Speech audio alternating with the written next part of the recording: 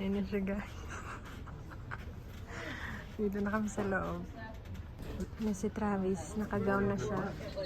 Show them your socks. Yellow. Yeah. Good morning, everybody. We are going in for my surgery today. We are going to be heading to the hospital here shortly. And then I'm going to go in for my treatment. So hopefully it's quick and painless and I recover quickly. Good morning, everyone! Ngayon yung araw ng operation ni Travis. And ngayong araw kami pupunta ng hospital. Alas 9 ang kanyang operation. Alas 7 pa lang ngayon. So nagpe-prepare kami. Kakain muna ako kasi bawal siya kumain kasi pinagpa-fasting nga siya. So mag-breakfast muna kami. And so yun, sa mga nagtatanong ano daw yung ano ni Travis, yung ano daw yung opera kay Travis, yun yung kapag ka nagbubuhat ka, masyado ka na puwersa. Tawag nila dito hernia, mga ganon. Parang, babe, can you explain to them what is that hernia means? Because it's not a lot of people know about it. Even, recently ko lang din talaga siya naalaman. So hernia develops, it can really develop at any time. It was probably while I was lifting. Not even, just probably, it's probably work related because I wear a lot of gear.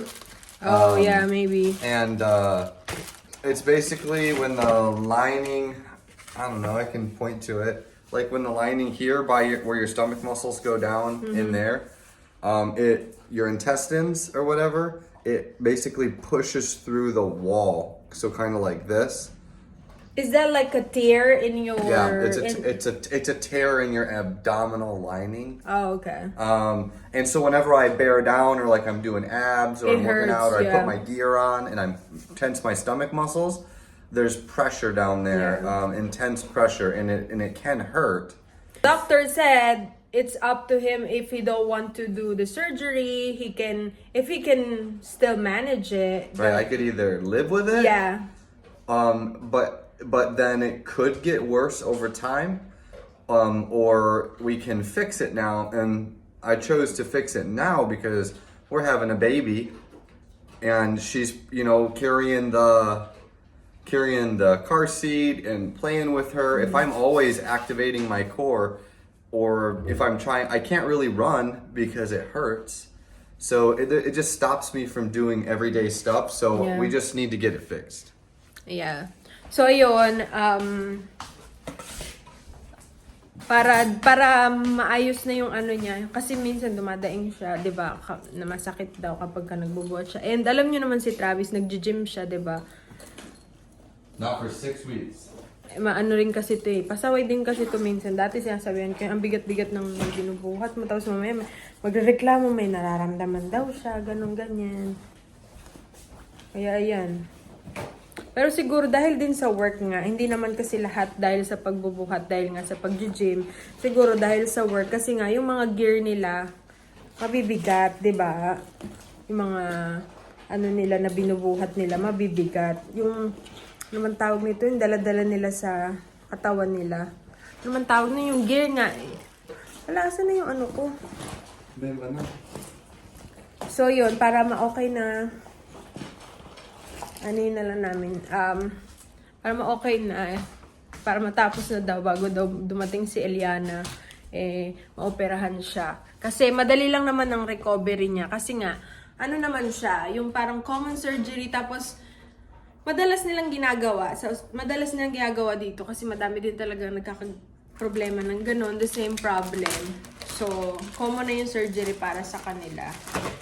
Tapos, ang recovery naman is mabilis lang din naman daw. As long as na hindi ka magpupuwersa, magbubuhat.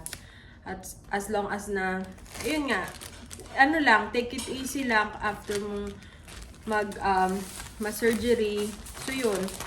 So, balitaan namin kayo guys, pagpunta namin doon sa ospital. Mag-aantay siguro ako mga 1 oras para maihatid ko siya sa bahay, para ako naman magdadrive. Siya magdadrive papunta doon. And mag-aantay ako sa kanya. Siguro mga 1 hour or 1.5 hour, mga ganyan yung procedure. Hi guys! Papunta na kami sa ospital. Ang appointment namin is 9:30 pa talaga, pero alas 8 na. And hindi namin alam kung traffic. Mas maganda nang maaga kami doon kahit magantay kami, diba? So, how are you feeling? Good. Sure, I'll be feeling sore later. You think so? Probably. Maybe you will still feel numb, I hope so. right? I mean, I hope so because Because they All- will all put down. you to sleep, right? yeah, all down there is like muscle. So when you cut muscle, it hurts. Yeah. And then the aftershock after the anesthesia is really, Yeah, you know. So they're doing it robotically. Yeah. It's like a hybrid. It's like robot. So it's robotics, Mm-hmm. and the doctor controls like the robot with the precision, everything, whatever. So they do that, so it's less invasive. They used to like take a scalpel and cut you open. Yeah. They That's don't- that's what I'm saying. Like They don't do that right anymore. here in United States or in other countries, they're very, you know, the technology is more advanced. Mhm. I don't know if in the Philippines are like that. I mean, or- I'm sure they have it in the Philippines. Yeah, if you maybe can pay few. for it. Oh, maybe in a private hospital. Expensive. Maybe in a private hospital. Yeah. So yun guys, we'll see you later. Nandito na kami guys. What did you say earlier? I said I'm gonna be like limping coming out of here. Sabi ko nga sa kanya, malayo na pagparkingan namin. Sabi ko sa kanya, ano na lang, after ng surgery niya, i-wheelchair ko na lang siya. May wheelchair kasi dito. She's gonna have to push me in a wheelchair. Yeah. Hold it here. It's really cold. So, alayo ng pinagparkingan namin. Malaki kasi itong hospital na to. So, ito yung isa sa pinakamalaking, I think this is the biggest hospital here, right? Military hospital. So, madami talaga ditong tao everyday. Kaya mahirap makapaghanap ng parking. So, I was yun. seeing if they had- Lamig. Ha? I was seeing if they had So, ayun. like other. Pasok types muna of kami sa parking. loob, guys. We'll see ya. Balik na naman kami sa sasakyan. Nakalimutan niya yung paper niya. You wanna jog? Yung folder niya. Sabi ko, hintayin ko na lang siya. Ayaw niya. You wanna jog? Lamig! Eh. Ay, nako. Layo pa ng lalakarin natin. Dito na kami, guys. Nag-aantay. Ang ilong ko namumula. Nakapag-check-in ka na. Pag check-in na siya, dito ako mag-aantay. Ayan na siya, guys. Dito na kami sa loob. Hello? Lisan mo. Dito yung iba niyang gamit. Lalabas ako mamaya. Ano buang si Travis? Si Travis. Nakagown na siya. Show them your socks. Yellow. Yeah. You got a year on you. You'll but be if you fine, did, my pang. I can't slip and fall. How old were you when you figure out? If you can't walk, I'll use the wheelchair.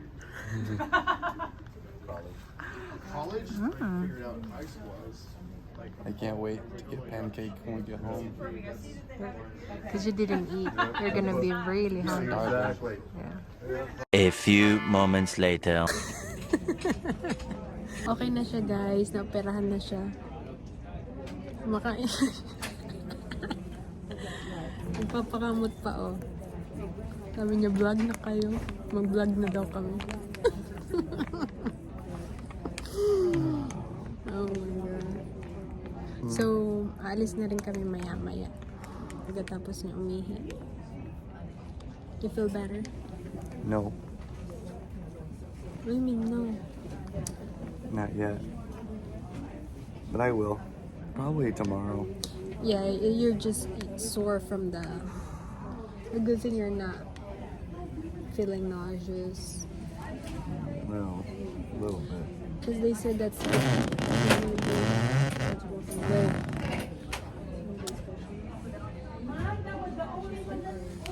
pasaway pa din, no? Pasaway. Pasaway. Finally, natapos na Now I surgery. get pampered at home.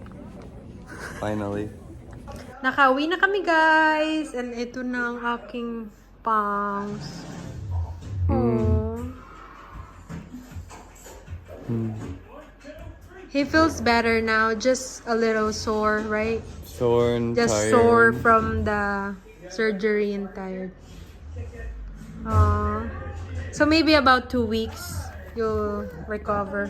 Yeah, but I can't lift. Yeah, you for can't lift. 4. The nurse said he can't lift around more than 10 pounds Yeah. for now. That might even be hard. I can barely, Yeah. Kasi meron siyang tahi, guys. So, magpapahinga muna kami dahil buong araw kami sa ospital. Ayun lang ang vlog natin, guys. See you again next time. Bye!